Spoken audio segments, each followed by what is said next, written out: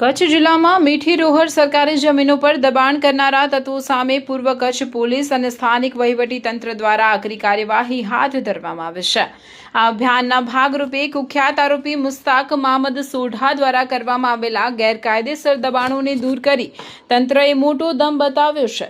કરોડોનું સામ્રાજ્ય જમીનદોસ્ત આરોપી મુસ્તાક મામદ સોઢા દ્વારા સરકારી જમીન પર ખડકી દેવામાં આવેલું અંદાજે 1.16 કરોડની કિંમતનું ગેરકાયદેસર બાંધકામ જેસીબી અને બુલડોઝર દ્વારા તોડી પાડવામાં આવ્યું હતું। મિલકતોમાં આલિશાન હોટલ, ઓફિસ, સર્વિસ સ્ટેશન અને પાર્કિંગનો સમાવેશ થાય છે। આ તમામ બાંધકામો કોઈપણ પ્રકારની મંજૂરી વગર સરકારી જમીન પર ઊભા કરવામાં આવ્યા હતા।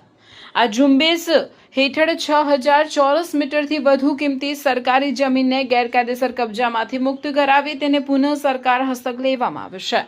પૂર્વ કચ્છ પોલીસના ઉચ્ચ અધિકારીઓએ સ્પષ્ટ જણાવ્યું છે કે જિલ્લામાં કોઈ પણ કિંમતી ગેરકાયદેસર દબાણો ચલાવી લેવામાં આવશે નહીં। જે પણ વ્યક્તિઓ સરકારી જમીન પચાવી પાડી કાયદો હાથમાં લેશે તેમની સામે આ પ્રકારે કડકમાં કડક કાયદાકીય કાર્યવાહી અને ડિમોલિશનની કામગીરી ચાલુ રહેશે। સ્થાનિક નાગરિકો દ્વારા તંત્રની આ કામગીરીને આવકારવામાં આવી છે, જેના કારણે જિલ્લામાં ભૂમાફિયાઓમાં ફફડાટ વ્યાપી ગયો છે।